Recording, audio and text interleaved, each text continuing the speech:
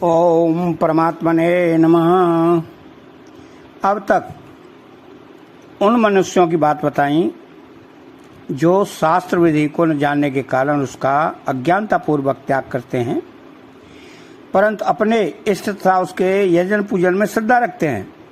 अब विरोध पूर्वक शास्त्र विधि का त्याग करने वाले श्रद्धा रहित मनुष्यों की क्रियाओं का वर्णन आगे के 2 श्लोकों में करते हैं।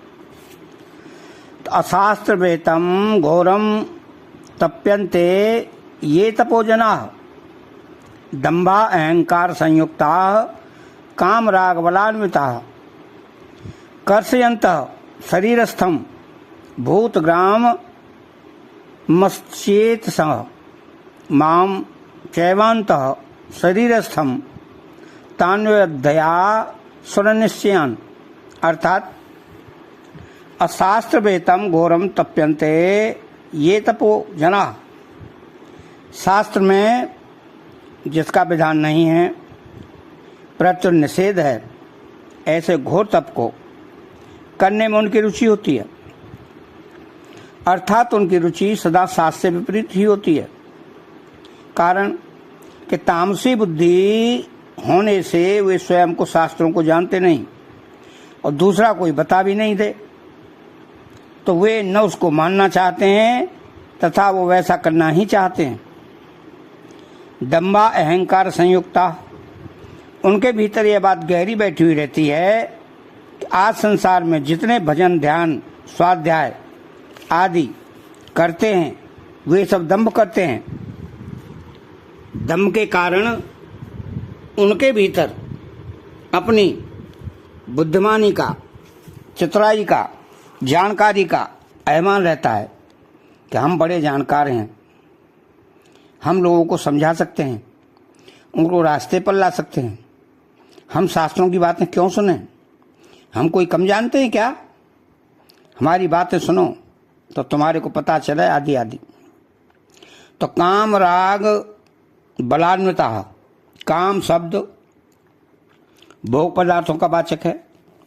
उन पदार्थों में रंग जाना, तल्लीन हो जाना, एक रस हो जाना राग है।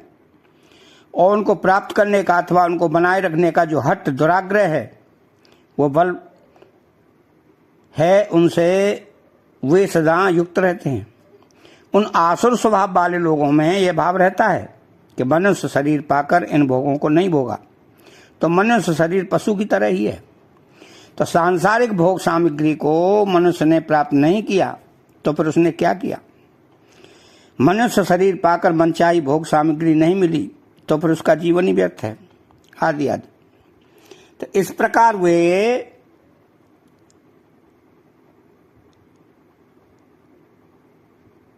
प्राप्त सामग्री को भोगने में सदा तल्लीन रहते हैं और धन संपत्ति और भोग सामग्री को प्राप्त करने के लिए हठपूर्वक जिद से तप किया करते हैं। तो कर्षयंत शरीरस्थम भूतग्रामम, वे शरीर में स्थित 5 भूतों पृथ्वी, जल, तेज, वायु और आकाश को क्रश करते हैं, शरीर को सुखाते हैं और इसी को तप समझते हैं। शरीर को कष्ट दिए बिना तप नहीं होता, ऐसी उनकी स्वाभाविक धारणा रहती है।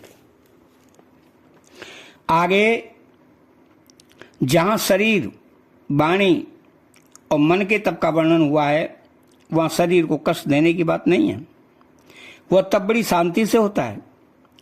परंतु यहां जिस तप की बात है वह शास्त्र विरुद्ध और घोर तप है और अविधि पूर्वक शरीर को कष्ट देकर किया जाता है।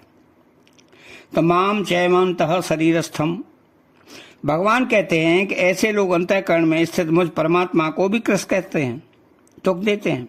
कैसे? वे मेरी आशा, मेरे मत के अनुसार नहीं चलते, प्रत्युत उनके विपरीत चलते हैं। अर्जुन ने पूछा था कि वे कौन सी निष्ठा वाले हैं, सात्विक हैं कि राजस तामस हैं, दैवी संपत्ति वाले हैं कि आसुरी संपत्ति वाले। तो भगवान कहते हैं कि उनको आसुर निश्चय वाले समझो। तान्विध्य आसुर निश्चयान, यहाँ आसुर निश्चयान पद सामान्य आसुरी संपत्ति वालों का वाचक नहीं है, प्रत्युत उनके भी जो अत्यंत नीच विशेष नास्तिक हैं उनका वाचक है। अब इसमें विशेष बात यह है कि शास्त्र विधि को न जानने वाले श्रद्धा युक्त मनुष्यों के द्वारा किए जाने वाले पूजन के लिए यजंते पद आया है, परंतु यहाँ शास्त्र विधि का त्याग करने वाले श्रद्धा रहित मनुष्यों के द्वारा किए जाने वाले पूजन के लिए तप्यंते पद आया है। इसका कारण यह है कि आसुर निश्चय वाले मनुष्यों की तप करने में ही पूज्य बुद्धि होती है, तब ही उनका यज्ञ होता है, और वे मनगढ़ंत रीति से शरीर को कष्ट देने को ही तप मानते हैं। उनके तप का लक्षण है शरीर को सुखाना, कष्ट देना। वे तप को बहुत महत्व देते हैं, उसे बहुत अच्छा मानते हैं, परंतु भगवान को, शास्त्र को नहीं मानते। तप भी वही करते हैं जो शास्त्र के विरुद्ध है। बहुत ज़्यादा भूखे रहना, कांटों पर सोना, उल्टे लटकना, एक पैर से खड़े होना, शास्त्राज्ञा से विरुद्ध अग्नि तपना, अपने शरीर, मन, इंद्रियों को किसी तरह कष्ट पहुंचाना आदि, ये सब आसुर निश्चय वालों के तप होते हैं। तो शास्त्र विधि को जानते हुए भी उनकी उपेक्षा करके दान, सेवा, उपकार आदि शुभ कर्मों को करने की बात आई है, जो इतनी बुरी नहीं है, क्योंकि उनके दान आदि कर्म शास्त्र विधि युक्त तो नहीं है, पर शास्त्र निषिद्ध भी नहीं है। परंतु यहाँ जो शास्त्रों में वेद नहीं है, उनको ही श्रेष्ठ मानकर मनमाने ढंग से विपरीत कर्म करने की बात है। दोनों में फर्क क्या है? तो लोगों को सिद्ध सुख और परम गति नहीं मिलेगी, अर्थात उनके नाम मात्र के शुभ कर्मों का पूरा फल नहीं मिलेगा, परंतु यहाँ कहे लोगों को जो नीच योनि में तथा नरकों की प्राप्ति होगी, क्योंकि उनमें दंभ, अभिमान आदि हैं। ये शास्त्रों को मानते भी नहीं, सुनते भी नहीं, और सुनना चाहें तो सुनना चाहते भी नहीं। तो शास्त्र का उपेक्षा पूर्वक त्याग है। इसी अध्याय के पहले श्लोक में शास्त्र का अज्ञानता पूर्वक त्याग है, और यहाँ शास्त्र का विरोध पूर्वक त्याग है। आगे तामसात यज्ञादि में भी शास्त्र की उपेक्षा है, परंतु यहाँ श्रद्धा, शास्त्र विधि, प्राणी समुदाय और भगवान, इन चारों के साथ विरोध है। ऐसा विरोध दूसरी जगह आए राजसी तामसी वर्णन में नहीं है। अतः चैनल को सब्सक्राइब करें, बेल आइकन घंटी को दबाएं और कमेंट बॉक्स में जय श्री कृष्णा लिखें। बोलो जय श्री